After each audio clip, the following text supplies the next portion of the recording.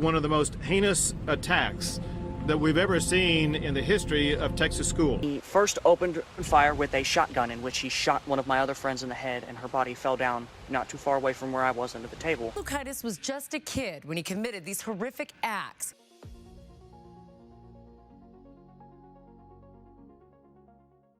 Devon ERICKSON and ALEC McKinney walked into their own school carrying a guitar case, but there was no guitar inside.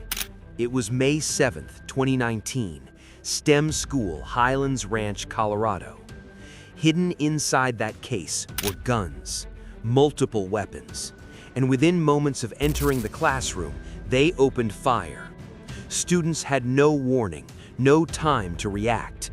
Gunshots echoed across the room as bullets struck desks, walls, and students. He first opened fire with a shotgun in which he shot one of my other friends in the head, and her body fell down not too far away from where I was under the table.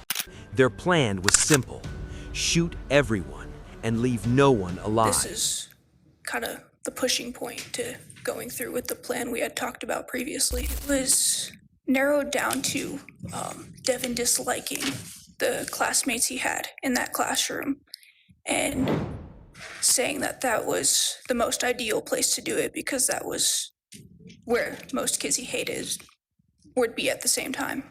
But in the middle of the chaos, one student made a decision that would change everything. 18-year-old Kendrick Castillo charged directly at the shooter.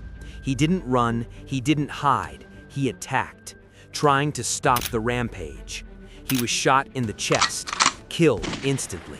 But his sacrifice gave others time to escape, and it stopped the massacre from becoming even worse.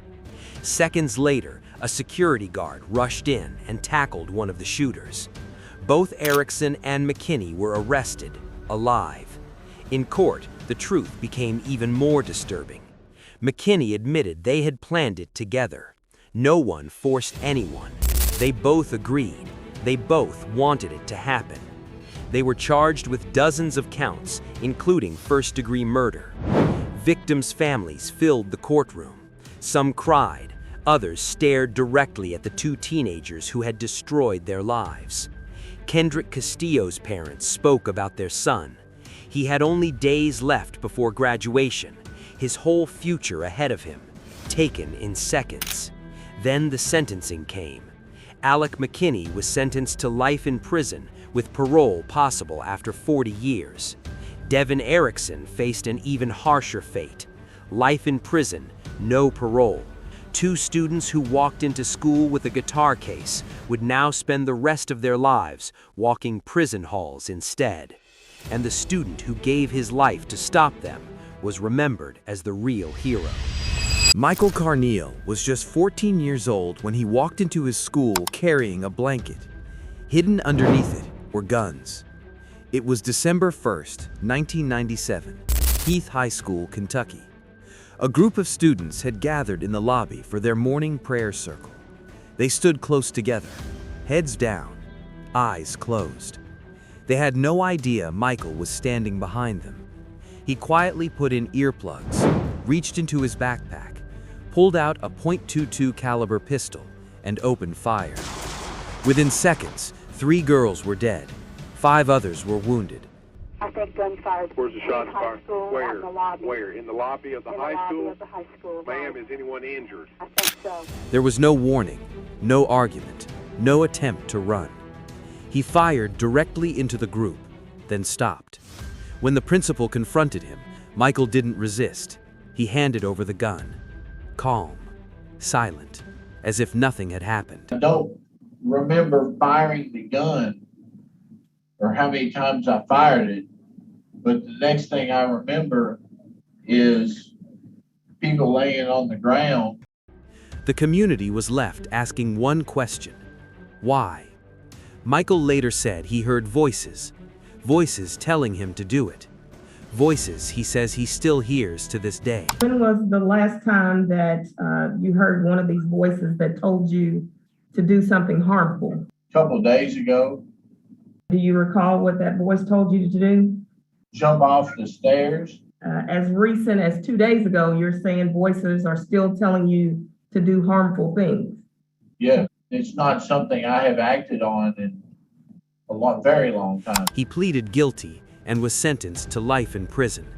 But because he was only 14, the law allowed him one chance, parole after 25 years. When he finally faced the parole board, even Michael didn't know if he deserved freedom. He called himself a monster. The community perception of you is, Mr. CARNEAL. That I'm a monster? He apologized, said there was no excuse, no justification. Victims and the victims, friends and families and the whole community, that I'm sorry for what I did. I know it's not going to change anything. It's not going to make anything better, but I want them to know that I am sorry for what I did. Victims' families stood in court and described the pain he caused. A lifetime of grief, a lifetime without their daughters. Some demanded he never be released. Others questioned whether the boy who pulled the trigger was the same man standing before them now. After 25 minutes of deliberation, the board reached a split decision. His fate remained uncertain. The boy who opened fire on a prayer circle was still waiting to learn whether he would die in prison. Barry LOUKAITIS was just 14 years old when he walked into his algebra class with a rifle and opened fire. Within seconds, 3 people were dead. It was February 2nd, 1996, Frontier Middle School, Moses Lake, Washington. Barry brought a hunting rifle and 2 handguns taken from his father. His classmates were sitting in the front row. No warning, no argument. He shot his teacher, Leona Cares, first. She died holding a piece of chalk in one hand and an eraser in the other. Then he turned the gun on his classmates. Manuel Vela Jr. and Arnie Fritz were killed. Others were wounded. The room fell into chaos, but Barry didn't run. He held the remaining students hostage, calm, controlled, until a teacher, John Lane, rushed him and managed to wrestle the gun away before more lives were taken. Saw this guy with a gun. Unfortunately, he got another round off before I could grab him. The question everyone asked was simple. Why? Some believed he had been bullied, but even Barry later admitted that wasn't true. The students he killed weren't tormenting him. They were simply there. He was charged as an adult. His defense argued mental illness, depression, emotional instability. But prosecutors focused on the planning, the weapons, the choice to aim and fire. The jury rejected insanity. Barry was sentenced to life in prison, no parole. His life effectively over at 14. Then, more than 20 years later, the law changed. Juvenile life sentences had to be reconsidered. Barry returned to court. This time, he apologized. He called himself weak, pathetic. He admitted he had destroyed innocent lives. Some families listened. Others remembered a boy who showed no hesitation and no mercy. The judge prepared to re-sentence him. The courtroom went silent. Then the decision came down. 189 years in prison. Barry LOUKAITIS would never walk free.